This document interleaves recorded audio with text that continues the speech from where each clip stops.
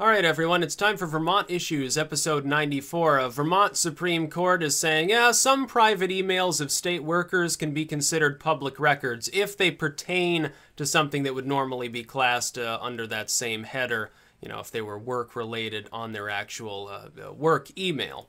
I agree with this decision. Look, if somebody's entire livelihood is, hey, you're on the public dole, as a state employee who potentially, you know, you're seeing sensitive info, you might have some sort of power in your capacity, policing power, surveillance, whatever it happens to be, yeah, you should be held to a higher standard. I've often said that people who are public officials, in some capacity or another, should give up some of their rights for the duration of doing so. For instance, politicians should not be explicitly covered under the Fourth Amendment, nor, by the way, technically speaking, are they. Normally, a person's personal correspondence requires a significant, an actual warrant in order for anybody to be reviewing it.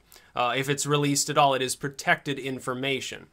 With a politician, though, it's a matter of public record, generally speaking. At least after the fact, it will be archived, and then later on, it's available for public perusal. So you see, there's a different standard there. Why not extend it to state employees' private emails if they're talking about what they are doing at work? By doing this, if we had this nationally, it would be great. Because we wouldn't have had that shit like with Hillary Clinton's personal private email server. It all would have been public record. There would have been significant problems. Erasing it would have caused significant fines, I would assume, even if he didn't know specifically what it pertained to.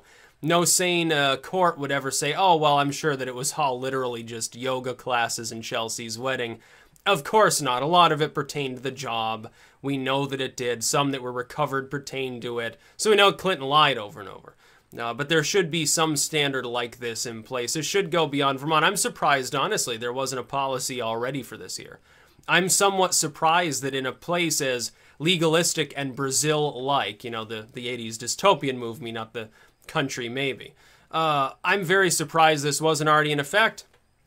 Actually, I was confused because I was under the impression already that the personal correspondence of public officials that relates in some meaningful way to them being a public official, their job, their actual employed capacity.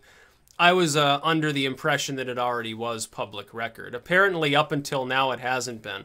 So I wonder exactly what spurred this on. That's about all. Peace out.